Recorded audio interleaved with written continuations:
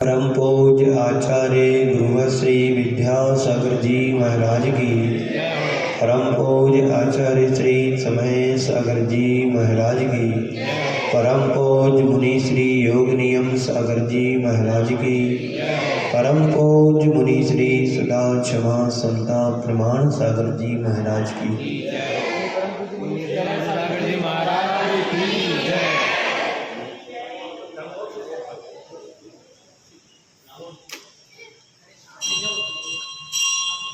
हम सभी इस संसार में अनादि से भ्रमण कर रहे हैं और इस संसार की परिभ्रमण का कारण हमारे जीवन की अज्ञानता है। जिस लोक में हम रह रहे हैं उस लोक की कहानी बड़ी विचित्र है और ये विचित्रता रची किसने है, जो कि हमें संसार में जन्म और मरण करना पड़ता है। विगत पिछले दिनों से आप सबकी मध्य 12 भावनाओं की चर्चा चल रही है। भावनाएं हमारे जीवन को उठाती हैं तो गिरा भी देती हैं। एक भाव जो हमारे लिए मुक्ति को प्रदान कर देते हैं या कराते हैं, तो वही हमारे जीवन से जुड़े हुए दुर्भाव भी हमारी आत्मा का पतन भी करा देते हैं। इसलिए आचार्यों ने कहा है, भावनाओं के संदर्भ में यद भावते तद भवति। व्यक्ति जैसे भाव करता है या जैसी भावना भाता है वैसा उसका जीवन बन जाता है। यदि आप भगवान बनने की भावना भाते हैं तो आप निश्चित तौर पर भगवान एक दिन बन सकते हैं और आप जैसी भावना भाते हैं वैसा आपका जीवन बन सकता है। ये जैन दर्शन कहता है। जैन दर्शन में अनेक प्रकार की भावनाओं को भाने का परामर्श भी दिया है। सबसे पहली बात तो ये कही है कि दुर्भावना से बचना ही सद्भावना में प्रवेश करना है। हम रोज पढ़ते हैं, मेरी भावना में सुखी रहे सब जीव जगत के, कोई कभी ना घबरावे। ये रोज पढ़ते हैं पर जीवन में कितना पारायण कर पाते हैं। पाठ करना अलग बात होती है, लेकिन जीवन में उतारना बड़ा कठिन कार्य होता है। भावना भा तो लेते हैं कि सुखी रहे सब जीव जगत के, कोई कभी ना घबरावे। ये भावना भाते कि नहीं भाते, पर दूसरों को सुनाने के लिए हम भाव रखते हैं, पर जीवन में कितना हम उतार पाते हैं इस पर ध्यान देने की जरूरत है। इस लोक में जहां जहां हमारी दृष्टि जाती है कोई भी हमें सुखी नजर नहीं आता है। एक इंद्री से लेकर के पंचेंद्री तक की जीवों की एक बहुत बड़ी लंबी यात्रा है। उसमें कीड़े मकोड़े भी आ गए, गाय भैंस बकरी ये भी सब आ गए, त्रयंच नारकी देव सभी आ जाते हैं और हम लोग भी उसी लोक भावना के अंतर्गत आते हैं, लोक में ही रहते हैं। जीवन एक यात्रा है। कोई प्लेन से यात्रा करता है तो कोई ट्रेन से यात्रा करता है, कोई मोटर गाड़ी बस कार से यात्रा करता है तो कोई पैदल यात्रा करता है। पर मजे की बात तो यह है कि सब यात्री बने हुए हैं। इस अनंत की यात्रा का हर प्राणी यात्री बना हुआ है। बोलो, आप लोग यात्री हो कि नहीं? बोलिए सभी लोग। सब यात्री हैं। जीवन की यात्रा तो कर ही रहे हैं, भले बस की यात्रा ना हो, क्योंकि जो किसी के बस में नहीं है उसकी यात्रा का भी कोई मजा और आनंद नहीं है। तो इस यात्रा के हम सभी यात्री हैं और इस यात्रा की अलग अलग हम सबकी अनुभूतियां भी होती हैं। आप तीर्थराज सम्मेश शिखर जी या गिरनार जी क्षेत्र की यात्रा वंदना के लिए जाते हैं तो वहां की अनुभव तुम्हारे लिए सुखद अनुभव बन जाते हैं। कहां पर कितनी देर रुके हुए हैं, किस धर्मशाला का क्या अनुभव होता है। यात्री आपको ट्रेन में मिलते हैं, धर्मशालाओं में मिलते हैं। ये अनुभव आपके जीवन में होता कि नहीं होता? होता है। जब हम किसी यात्रा पर निकलते हैं तो उसके अनेक प्रकार के अच्छे बुरे अनुभव होते ही हैं। कभी ट्रेन लेट हो जाती है तो पूजन पाठ छूट जाता है और जो प्रतिमाधारी होते हैं उनका भोजन भी छूट जाता है। एक प्रकार का अनुभव है कि नहीं यात्रा का? पर हम अपने जीवन में अंदर झांक करके देखें कि हमारी कौन कौन सी पर्यायों की, कौन कौन सी यात्रा हमने यात्री बनकर के की। एक केंद्रीय पर्याय से हमारी जीवन की यात्रा शुरुआत होती है और अंत यात्रा का कभी होने वाला नहीं है। अपनी यात्रा का अंत वही कर सकता है जिसके लिए संसार के दुख जैसे प्रतीत होते हों। अब जिसको दुख में ही आनंद आ रहा हो, मजा आ रहा हो, तो वो अपनी यात्रा का विराम कभी देगा? कभी नहीं दे सकता।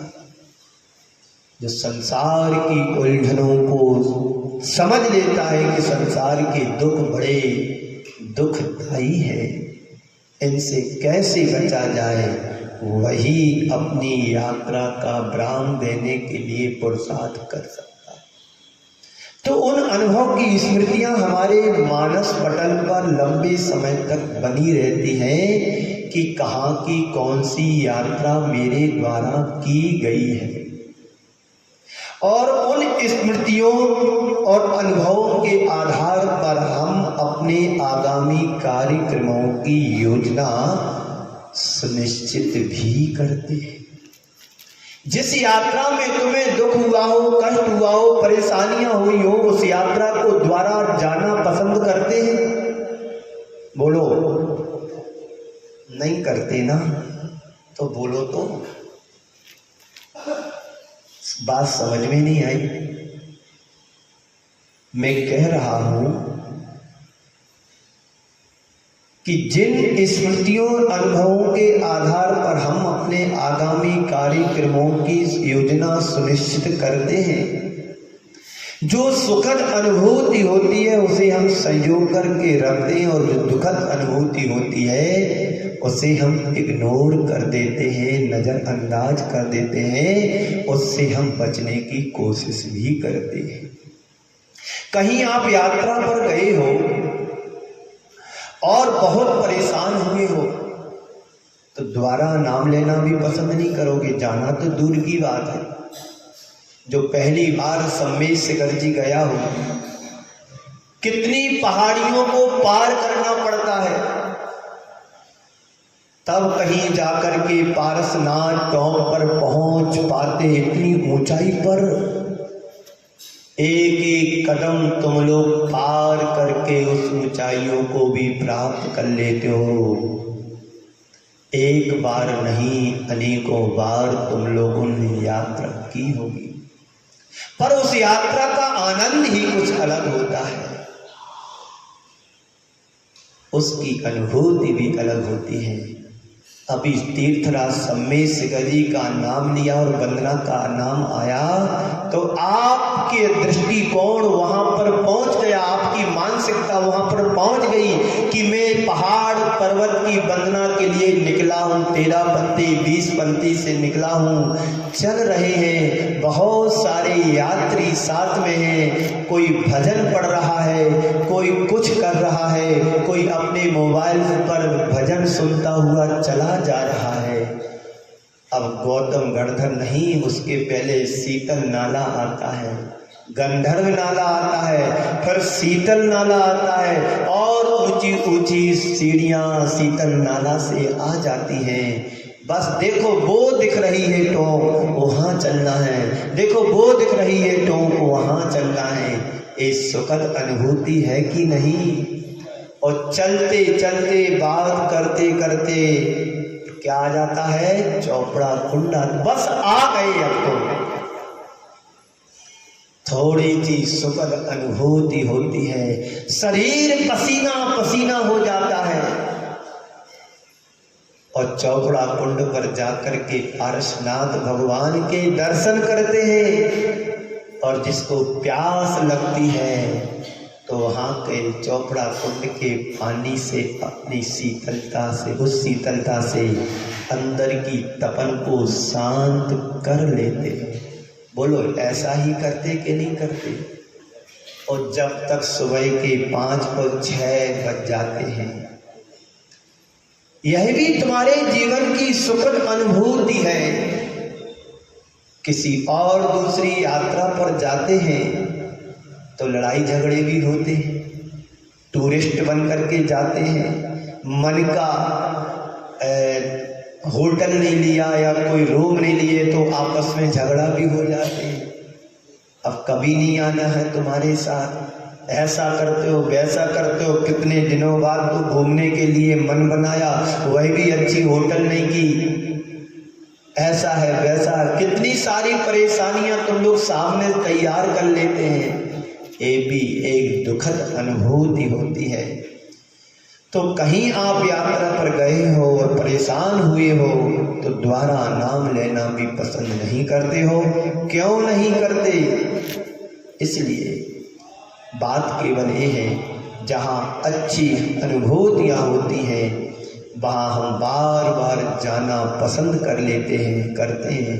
और जहाँ की अनुभूतियाँ बुरी होती हैं, स्मृतियाँ बुरी होती हैं, वहाँ का हम नाम लेना भी पसंद नहीं करते हैं। संत कहते हैं जैसे आप अपनी यात्रा को, यात्रा के आधार पर अपनी यात्रा की दिशा को सुनिश्चित करते हैं या दिशा को आगे बढ़ाते हैं, तय करते हैं, वैसे ही इस जीवन यात्रा के संदर्भ में भी हमें विचार करना। ये मनुष्य जीवन मिला है, कितनी दुर्लभता से मिला है। आज हमें लोक भावना के संदर्भ में समझना है। लोक भावना है क्या? तो लोक भावना में कहा गया है, लोक अलोक आकाश माई थिर निराधार जानो, पुरुष रूप कर कटी भय सट द्रव्य सो मानो। जहाँ पर 6 द्रव्यों का आवास प्रवास होता है या जहाँ तक 6 द्रव्य पाए जाते हैं उसे लोक कहते हैं, और जहाँ तक 6 द्रव्य नहीं पहुँच पाते हैं वहाँ अलोकाकाश कहा गया है। जिस लोक में हम और आप सब मिलकर के रहते उसे लोकाकाश कहा है, और जहाँ पर 6 द्रव्य नहीं पाए जाते उसे लोकाकाश कहा गया है। पर इस लोक को बनाने वाला कौन है?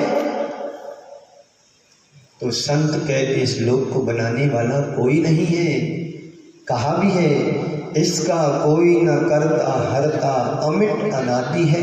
इसको ना कोई बनाने वाला है और ना ही इस लोक को कोई मिटाने वाला है। यह तो अनादि अनिधन है, आगे भी रहेगा, पीछे भी था। पर इस लोक में हमारा तुम्हारा अनंत बार जन्म मरण हो चुका है और एक भी पर्याय ऐसी हमारे द्वारा नहीं रही कि जिस पर्याय को हमने धारण न किया हो। तब कहीं जाकर के अंतिम पर्याय इस मनुष्य पर्याय को प्राप्त कर पाता है। कितनी अनेक दिक्कतों के बाद, परेशानियों के बाद, चुनौतियों के बाद हमने मनुष्य पर्याय को प्राप्त किया है। होता है अनुभव कि कितनी दुर्लभता से इस मनुष्य पर्याय को हमने पाया। इस लोक की संरचना पर विचार करो। इसमें अनंत निगोदिया जीव भी भरे पड़े, वहीं पर हमारा भी निवास है, वहीं पर सिद्ध लोक भी है। लेकिन सिद्धों के पास निगोदिया जीव रहने वाले भी सिद्धत्व का अनुभव नहीं कर पाते हैं। तो जीव रूपुद्गल नाचे या में कर्म उपाधि है। इस लोक में अपने अपने कर्मों के आधार पर जीव नाचते हैं। अभी हम मनुष्य जाति के मनुष्य बने हैं तो मनुष्य पर्याय का आनंद ले रहे हैं। कभी हम त्रियंच बने होंगे तो त्रियंच पर्याय का दुख भी हमने अनुभव में लिया। तो जीव रूपुद्गल, जीव और पुद्गल मिलकर के क्या करता है? इस संसार में परिभ्रमण करता है। पाप पुण्य सो जीव जगत में नित नित सुख दुख भरता। यही संसार की नियति है। पाप और पुण्य के कारण जीव सुख और दुख का अनुभव करता है। और क्या है संसार में? कहीं पुण्य के उदय से तुम सुखानुभूति कर रहे हो तो कहीं पाप के प्रकोप से दब करके दुख का वेदन भी कर रहे हो। दुख का वेदन। हम नारकियों के जीवन को देखें, वहां सुख की गंध भी नहीं है, सिर्फ दुख ही दुख है। यह भी जीवन हमने अनंतों बार पाया है। लोक का चित्रण करो तो 4 गति 84 लाख योनियों में जीव निरंतर भ्रमण कर रहा है। नरक गति के दुखों का वर्णन करो, सुनो, तुम्हारा जीवन थर थर कांपने लगेगा। देव गति में थोड़ा बहुत सुखानुभूति होती है, वहां पर भी सुख नहीं है। जैसा तुम कल्पना करते हो कि देवों में सुख होता है तो अहिमिंद्रों में होता है, पर नीचे के 16 स्वर्ग तक के जितने भी देव हैं एक दूसरे की बढ़ती को देख करके दुखी होते हैं। होते कि नहीं होते? कि मेरे को वैभव नहीं मिला, इसको वैभव इतना क्यों मिल गया? मैंने भी तो व्रतों का पालन किया था, इसने किया था, पर इसको इतना अच्छा वैभव मिल गया, इतनी अच्छी सुख सुविधाएं मिल गई और हमारे लिए मिली नहीं। जितने ऊपर ऊपर देव उठते चले जाते उनका वैभव बढ़ता जाता है और विषय वासना कम होती चली जाती है। मनोज्ञा मनोकेंद्रीय विषय राग देश वर्जनानि पंच। संसार का प्राणी कभी मनोज्ञ में कभी अमनोज्ञ में पंचेंद्रिय के विषयों में राग देश करके कभी मन का हो जाता है तो अच्छा लगता है और कभी मन का नहीं हुआ तो दुखी हो जाता है। मनोक हो या मनोज्ञ, पंचेंद्रिय के विषयों में कभी राग करता है तो कभी द्वेष करता है, कभी मन के अनुकूल हो जाता है तो कभी मन के विपरीत हो जाता है तो दुखी हो जाता है, और मन के अनुकूल होता है तो अपने आप को सुखी मान लेता है। ये दुख नहीं तो और क्या है? दुख की पर्याय ही संसार है, संसार में और है क्या? तो पाप पुण्य सो जीव जगत में, जगत में यानी ये संसार में पाप और पुण्य के कारण जीव नित्य यानी हमेशा सुख और दुखों का वेदन करता है। कभी सुख के उदय में सुखी हो जाता है तो कभी दुख के उदय में दुखी हो जाता है। इसी का नाम संसार है।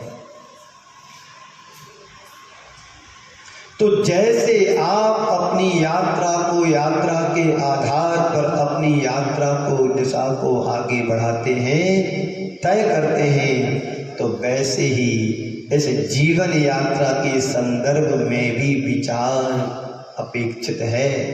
हमारा जीवन भी एक बहुत बड़ी लंबी यात्रा है। यह यात्रा आज की नहीं है, यह यात्रा आज की नहीं है, कब की है? तो संत कहते अनादि से अनवरत रूप से चल रही है। कब तक चलेगी? अनंत काल तक चलेगी। इसका अंत हो सकता है करना चाहो तो, पर पुरुषार्थ अपेक्षित है। घर बैठे रहोगे तो कभी शिखर जी की यात्रा नहीं कर पाओगे। वीरेंद्र कुमार जी सीए साहब बालिका रोड से आए हुए हैं, पारस निलय के पास से, और विचार कर रहे थे जाना है जाना है जाना है जाना है। जब निकले तब ना पहुंच पाए, और विचार ही करते रहेंगे बेचारे तो कभी जीवन की यात्रा पूरी नहीं कर पाएंगे। जीवन का अंत हो जाएगा पर यात्रा हमारी पूर्ण रूपेण पूर्णता को प्राप्त नहीं हो पाएगी। तो इस यात्रा की यात्री बने हैं, इस लोक की यात्रा के हम लोग यात्री बने हैं। तो इस संसार में क्या मिलता है? कर्म के आधार पर सारी हमारी यात्रा सुनिश्चित होती है। यदि हमारे द्वारा त्रियंच आयु का बंद हो गया तो सारी जिंदगी हमें चार पाए लेकर के घूमना पड़ेगा। वहां के सुख दुख वेदन आदि को भोगना पड़ेगा। भार बांधे में आत्म त्रास बद बंधन दुख एक, बांधा जाना, काटा जाना, सर्दी गर्मी के दुखों को भोगना, बारिश के दुखों को भोगना, प्यास और भूख के दुखों को भोगना। ये क्या है? लोक है। इस लोक में कहीं सुख भी नहीं है। सुख कहाँ मिलेगा? लोक से ऊपर उठोगे तब सुख मिलेगा। चार गति में सुख नहीं है, पंचम गति में सुख मिलेगा। चार गति में तो दुख ही दुख है। चढ़ाला की पहली ढाल को पढ़ लो कि दुख हमें होते हैं तो क्यों होते, क्यों मिल रहे हैं। जैसा कर्म जीव करेगा वैसा दुख उसको मिलेगा। इसी का नाम तो संसार है। संसार में है क्या? यदि संसार में सुख होता तो तीर्थंकर क्यों संसार का त्याग करते? जो संसार विषय सुख होता तीर्थंकर काहे को त्यागे? क्यों त्यागते? वो भी आराम से रहते, उनका भी यहीं कहीं महल होता। नहीं, इस संसार में सुख नहीं है। तो यह यात्रा आज की नहीं है। कब की है? कब से है? अनादि से चल रही है। कब तक चलेगी? तो कहते अनंत काल तक चलती रहेगी। इसलिए अनंत की यात्रा है। जब कभी भी हम अपनी जीवन यात्रा के संदर्भ में सोचते हैं तो हमें दिखाई पड़ता है एक ओर हमारा जन्म है तो दूसरी ओर हमारा मरण। जन्म और मरण के बीच में सिमटा हुआ हमारा एक इतिहास है।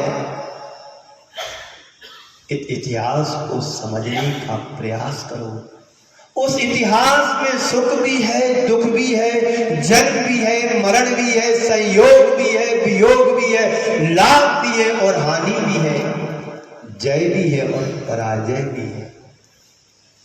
यही लोक में वर्णन किया गया। और इस लोक का सृजेता कौन है? इस लोक को जन्म देने वाला कौन है? हमारा अपना कर्म है। कर्म पर वसई शांत दुख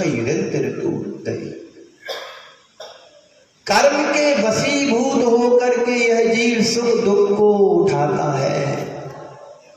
यह संसार दुख का ही बीज है, पर लगता हमें जरूर है कि सुख मिल रहा है। कोई तन दुखी, कोई मन दुखी, कोई धन बिन रहे उदार, और थोड़े थोड़े सब दुखी, एक सुखी का राम का दास। जो प्रभु का दास है चरणों का, वो सुखी हो सकता है कथनचित कुछ अंश में, क्योंकि प्रभु से जुड़ने के बाद हमारे अंदर की आकुलता, आसक्ति खत्म होती है। नहीं हो तो अनुभव कर लो प्रभु से जुड़ करके। बोलो सीए साहब, प्रभु के चरणों से जुड़ने से आसक्ति कम होती है, कसायों में मंदता आती है और अहंकार भी, अभिमान भी घटता है। किसका अभिमान इस संसार में? क्या है मेरा जो अभिमान करूं? है कुछ तुम्हारे पास अभिमान करने जैसा? यह जब मेरा यह शरीर भी नहीं है तो किस पर अभिमान करूं, किस पर क्या करूं? पर अज्ञानता के कारण हम इन्हीं चीजों पर अहंकार करते हैं कि ये मेरा है, ये मेरा है, ये मेरा है, पर तुम्हारा कुछ भी नहीं है। तन धन को साथी समझाता पर ये भी छोड़ चले जाते हैं। रोज पंक्तियां पढ़ते हैं पूजन में, भगवान को सुनाते हैं कि भगवान तुमने तन को छोड़ा, धन को छोड़ा, सत्ता संप्रभुता को छोड़ा, पर उनको सुनाने से क्या होगा? तुम्हारा तुम सुनोगे तो तुम्हारा कल्याण होगा। वो तो सुना करके चले गए और वो उदाहरण भी हमारे लिए बन गए कि तुमको भी इसी रास्ते से आना होगा, तो तन धन को भी छोड़ना होगा। आज नहीं तो कल तुम्हें त्याग करना ही पड़ेगा। त्याग करो, त्यागी बनो, व्रती बनो। हम महाव्रतों को नहीं ले सकते, कोई बात नहीं, तो कम से कम श्रावकों के कर्तव्यों का पालन तो करें। श्राद्ध को चित कर्तव्यों का पालन करने का हमारा अधिकार है। इतना ही नहीं कर सकते हैं तो फिर भगवान ही भरोसे जिंदगी, फिर भगवान ही जाने तुम क्या कर सकते हो।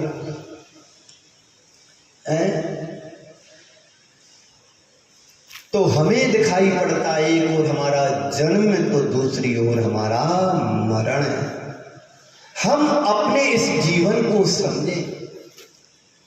जन्म और मृत्यु के बीच सिमटे हुए एक अध्याय के रूप में हम देखते हैं, पाते भी हैं। आचार्य भगवंत कहते हैं हमारा जीवन कितना मात्र इतना ही नहीं है।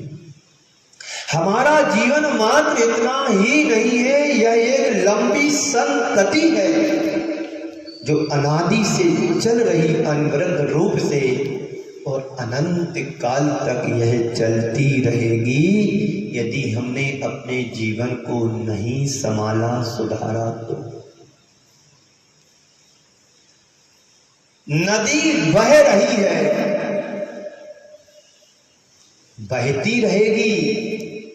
तुम बांध बना करके, डैम बना करके भले उसको रोक लो, तुम्हें लगता है कि मैंने नदी को रोक लिया है, पर नदी को कोई रोकने वाला भी नहीं है। एक लेवल पर पानी आता है और जैसे लेवल पूरा होता है पानी पुनः बहना शुरू कर देता है। तुम्हें लगता है कि हमने नदी को बांध लिया है, पर बांधा नहीं है, एक व्यवस्था है। तो हमारा जीवन मात्र इतना ही नहीं है, यह एक लंबी संतति के रूप में है, जो जन्म के पहले भी था, आज भी है और मरने के बाद भी यही हमारा जीवन रहेगा। बोलो, जितने जन्म ले रहे हैं वो भी कहीं से आ रहे हैं, और जितने मरकर के यहाँ से जा रहे हैं वो भी कहीं पर पहुंच रहे हैं। हर एक मिनट में 5-6 जन्म लेते हैं तो 3-4 मरते भी हैं हर मिनट में। एक विज्ञान का रिकॉर्ड बताता है 5-6 बच्चे जन्म ले रहे हैं तो 3-4 बच्चे मर भी रहे। ये संतति निरंतर जारी है, इस पर विश्वास करो। पर तुम्हारा नंबर कब है ये पता नहीं, पर नंबर जरूर है। संसार में 2 ही चीजें, एक निश्चित और एक अनिश्चित है। संसार में 2 ही चीजें हैं, एक निश्चित और एक अनिश्चित। जन्म लेना निश्चित है और मरण होना अनिश्चित है। कब होगा, पर होगा जरूर। ये अनिश्चित है। जन्म के अगले समय में भी कोई मर सकता है, नहीं तो पूर्व कोटि की आयु लेकर के जी भी सकता है, पर मरना अनिश्चित है। जन्म और मरण तो एक बीच का पड़ाव है, पड़ाव मात्र है। हमारा संपूर्ण जीवन अनंत है और हम सबने अनंत यात्राएं भी की हैं और आगे भी अनंत यात्रा करना है। पर संत कहते हैं उस यात्रा के बारे में भी थोड़ा सा विचार करो। जब आप रोड चलते, सड़क चलते, घर जाते या घर से कहीं और जाते, मंदिर आते, तो आपने कई बार ऐसा भी देखा होगा कि जो दीन दुखी असहाय अनाथ प्राणी भी सड़क के किनारे देखे होंगे। उनकी दशा को देख करके तुम्हें कभी ऐसा नहीं लगा कि हमने भी ये दुख कभी भोगा होगा? चलो वो जाने दो, कीड़े मकोड़ों को भी आपने जलते हुए देखा होगा। बरसात के दिनों में कितने असंख्य जीव उत्पन्न हो जाते हैं, जो जिसे सम्मूर्छन कहते हैं। हवा पानी बारिश के प्रभाव से जन्म ले लेते हैं और अगले समय उसका मरण भी हो जाता है। पानी बारिश में, हवा में, और तुम्हारे पैर के द्वारा रौंदे जाते भी हैं। गाड़ी कार के चलने से कितने जीव मर जाते हैं। मेंढक है, सर्प है और आदि आदि अनेक गाय वगैरह भी एक्सीडेंट के शिकार बन जाते हैं। यही तो लोक है, और लोक में है क्या?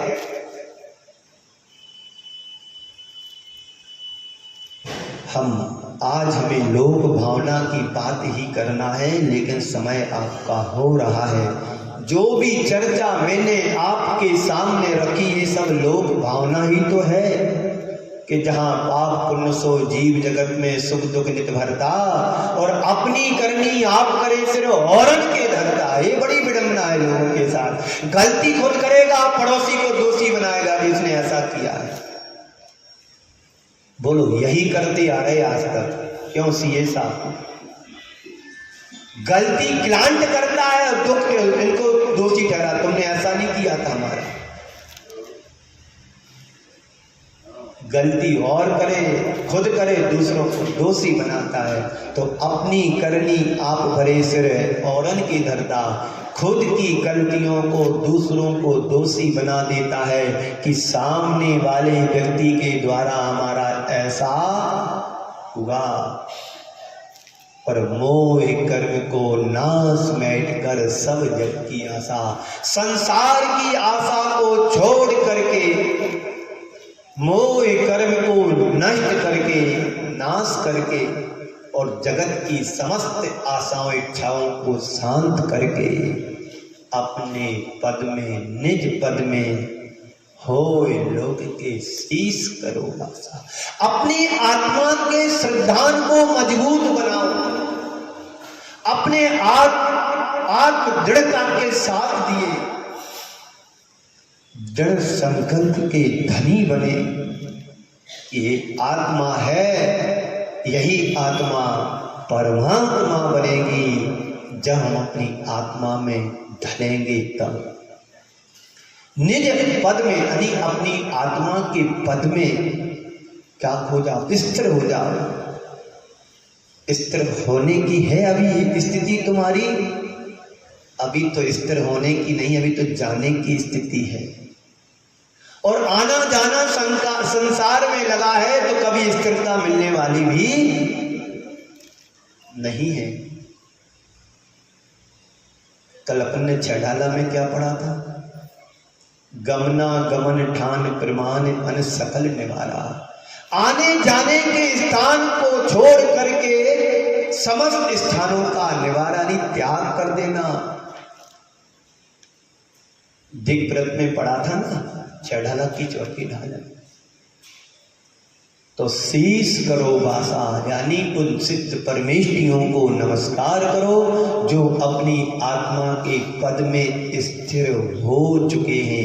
आप भगवान के दर्शन करने मंदिर जी में आते हैं, अरहंत भगवान की प्रतिमा है, उनकी प्रतिमा को जरा एक सेकंड के लिए निहारो। ओ प्रतिमा मुझे क्या मैसेज दे रही है? गौर से देखो भगवान को। आप मूर्ति को रोज देखते हैं पर मूर्तिमान को देखने का प्रयास किया? इस बाहर की मुद्रा को देख करके अंदर की मुद्रा का अनुमान लगा सकते हैं कि जैसे बाहर है वैसे ही भीतर भी है। कैसी शांत मुद्रा दिख रही है। दृष्टि नासापे धरे।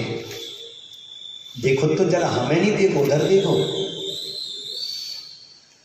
इस मुद्रा को देखो, उस मुद्रा को देख करके भी ये भाव रखो कि प्रभु जैसे आप दिख रहे हो वैसा भी मैं भी बन सकता हूं। आपने अपने दोषों दुर्बलताओं को दूर करके आपने अपने पद को प्राप्त कर लिया, मैं भी अपने दोषों को दुर्बलताओं को दूर करके अपने निज पद में निज पद को पा सकता हूं। एक भाव जब भगवान के दर्शन करने आओ तो ये नित्य भाव ना होना चाहिए। गुण ग्रहण का भाव रहे, दृष्टि न दोषो पर जावे। कई लोग भगवान को देखते ही उनके अंदर भी दोष निकाल लेंगे। जैसे आचार्य समंत भद्र महाराज ने, भगवान सबकी परीक्षा लेता है पर जैन जगत में एक ऐसे आचार्य हुए हैं जिन्होंने भगवान की परीक्षा ली और वो पास भी हुए। है तुम्हारे पास इतनी ताकत तुम भगवान की परीक्षा लेने पर चलते हैं लोग, अधिकार जमाते हैं, ये मेरा मंदिर है, मेरी मूर्ति है, मेरी वेदी है, हम यदि प्रतिष्ठा नहीं कराते तो कहां से होती। यही व्यक्ति के जीवन की अज्ञानता है और इसी अज्ञानता के कारण संसार के सुख दुखों का वेदन करता है, भ्रमण कर रहा है। तो अपनी आत्मा के पद में स्थिर हो तो लोग तुम्हें नमस्कार करेंगे, तुम भी एक दिन सिद्ध बन जाओगे। तो हम अतीत के जीवन में हम कहाँ कहाँ भटके हैं और क्या क्या अनुभव हुए हैं, इसी विचार का नाम लोक भावना है। आप अपने जन्म के पहले का समय याद करो कि किस पर्याय से हम मनुष्य बने हैं। हमने जन्म तो ले लिया पर कहाँ से मरण करके यहाँ आए, और ये विचार करो कि यहाँ से मरण करके मुझे कहाँ जाना है। जैसे तुम कारनामे करोगे वैसे तुम्हें तुम्हारे जीवन की पर्याय सुनिश्चित होगी। अभी अपन ने पढ़ा था, पुरुष जीव रूप उदगल नाचे या में कर्म उपाधि है।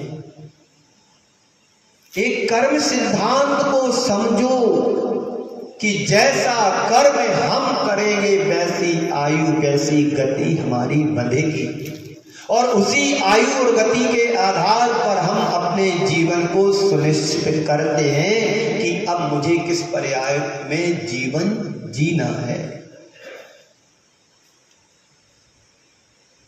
मैं आप लोगों से पूछता हूं, आपको कुछ पिछला याद है कि कहां से आए? बोलो। एक बच्चे से पूछा तुम कहां से आए? बोले घर से आया। बच्चे से पूछो, बच्चों जैसी बुद्धि होती है ना, तो बच्चे से पूछा कि कहां से आए बेटा, तो बेटा कहता है महाराष्ट्री में घर से आया। और बड़ों से पूछो तो वो बोलते हैं कहां से आए? बोले अमुक गांव से आए, शहर से आए। यही ना उत्तर आएगा तुम लोगों का, पर किसी ने ये बोला कि मैं निगोद से आया हूं। यही हमारे जीवन का यथार्थ है कि हमारी जीवन की शुरुआत निगोद पर्याय से हुई है, फिर वहां के बाद निकल के 5 स्थावरों में जन्म लेता है, फिर थोड़ा सा पुण्य और बढ़ता है तो 30 पर्याय को प्राप्त करता है।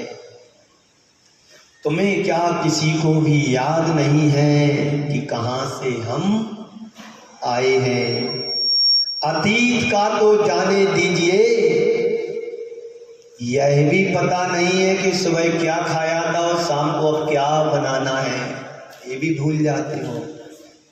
कल किसके यहाँ शादी में गए थे तो भूल गए, पर आज कहाँ जाना ये पता है, क्योंकि घर में चूल्हा जलना ही नहीं है तो इंतजाम तो पहले से करना पड़ेगा कि किसके यहाँ शादी है, किसके यहाँ से कार्ड आया है, किसके यहाँ से नहीं आया। एक बार ऐसा हुआ कि एक व्यक्ति किसी की शादी में पहुंच गया। अब किसी ने पूछा भाई तुम कहाँ से? बोले लड़की वालों की तरफ से। लड़की वालों में से किसी ने पूछा तुम कहाँ से? बोले लड़के वालों में से। जब तक खाया पिया और गोल। ऐसा ही हमारे साथ चल रहा है, ना आने का पता ना जाने का पता, और ये भी नहीं पता कि हम कहां पर हैं। किसी ने बहुत अच्छी पंक्तियां कही,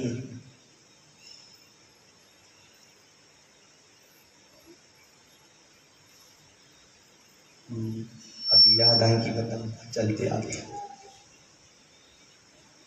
तो संत क्या कहते हैं? अतीत में हमने अनंत जीवन जिया और मरा है, अनंत जीवन व्यतीत किया है, आज तक उसका कोई भी ख्याल नहीं है।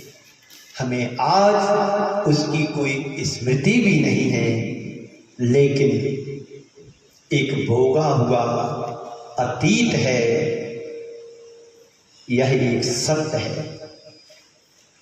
इस सत्य को जो जानता है, पहचान लेता है, वह व्यक्ति फिर अपने जीवन में कुछ संभलने और सुधरने का एक अवसर खोजता है। उस अवसर को आप लोग भी प्राप्त कर सकते हैं। बंधुओं, हम सबका जीवन बड़ा दुर्लभ जीवन है। इस दुर्लभता का भान करके, अपनी दुर्लभता के अनुभव करते हुए आज हम इस मुकाम पर पहुँचे हैं। यहाँ पर अपने आप को नियोजित करें कि कहाँ मुझे जाना है, कहाँ से आया हूँ ये पता नहीं, पर कहाँ जाना है ये तो हम सुनिश्चित कर सकते हैं, और करेंगे तभी हम आगामी अपने भाव का कुछ अच्छा सा कर पाएंगे।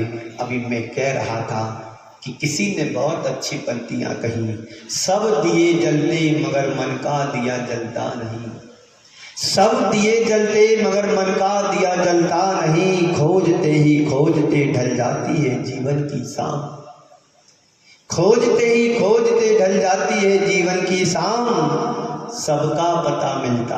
आपके यहाँ डाकिया आता होगा ना, पोस्टमैन, चिट्ठी देने के लिए। अब जमाने खत्म हो गया चिट्ठी का, लेकिन एक उदाहरण है, अब तो पार्सल वाले आने लगे हैं, पार्सल लेकर के आते हैं, सबके पता उसके पास होते हैं, पर उसका खुद का पता नहीं होता कि मेरी शाम कहाँ होगी, मेरी शाम कहाँ होगी, सुबह कहाँ होगी, उसको अपना पता नहीं है, पर उसकी डायरी में सबके पते होते हैं। किसी ने बहुत अच्छी पंक्तियाँ कही, मैंने 1998 में सुना था, वो याद अचानक आ गई डाकिया को लेकर के। सीधा साधा डाकिया जादू करे कमाल। सुन रहे हो लोग, कोटा वालों? सीधा साधा डाकिया जादू करे कमाल, और एक ही थैले में है आंसू और मुस्कान। एक ही थैले में है आंसू और मुस्कान। डाकिया के पास क्या है? किसी के शोक का पत्र है तो किसी की शादी का कार्ड है। एक तरफ डोली सज रही है तो एक तरफ अर्थी उठ रही है। यही है पोस्टमैन का काम। वो न सुखी में, किसी के सुख के कार्ड में सुखी नहीं होता है और किसी के शोक संदेश में दुखी नहीं होता है। तो इसलिए कहा है कि सीधा साधा डाकिया जादू करे कमाल, और एक ही थैले में है आंसू और मुस्कान। तो बंधुओं, हमारे जीवन की खुशियां हमारे जीवन से जुड़े और हमारे जीवन के दुख हमारे जीवन से छूटे। लोक भावना में इन 4 शब्दों के साथ में विराम देता हूँ। इनकी चर्चा कभी समय होगा तो करूँगा। कि आज के इस लोक भावना के संदर्भ में 4 शब्द हैं। स्मृति, एक विस्मृति। स्मृति भी लोगों के पास रहती है और भूल जाने को विस्मृति कहते हैं। तो एक स्मृति, दूसरा विस्मृति, तीसरा सत्कृति और चौथा दुष्कृति। हम स्मृति से सत्कृति की ओर बढ़े और विस्मृति और दुष्कृति का हम त्याग करें, क्योंकि हमारे जीवन के लिए सुखद अच्छे अनुभव वाली चीजें नहीं हैं। हम भूल जाते हैं। हम किसी के प्रति अच्छा करें ना करें, पर किसी के बारे में बुरा भी सोचने का भाव भी ना लाएं। इसी मंगल भावना के साथ समय को देखते हुए मैं अपनी वाणी को यहीं पर विराम देता हूँ, क्योंकि ये लोक भावना है और किसी की यात्रा इस लोक भावना में विशेष बन जाती है तो किसी की यात्रा शेष रह जाती है। पर मजे की बात तो है, यात्री सब हैं। कोई अपनी यात्रा को विशेष बना रहे हैं, कोई शेष बना रहा है। इसलिए कहा गया है, हमें छोड़ चले यह लोक सभी, लोकांत विराजे क्षण में जा, निज लोक हमारा वासा है, फिर भवबंधन से हमको क्या। इस भवबंधन से हमको क्या? इस भवबंधन को तोड़ना ही हमारा एक जंग होना चाहिए और मुक्ति से अनुरक्ति हमारा एक लक्ष्य बनना चाहिए। इसी मंगल भावना के साथ मैं आप सभी को यहीं पर विराम दूं। बोलिए परम पूज्य आचार्य गुरुवर श्री विद्यासागर जी महाराज की।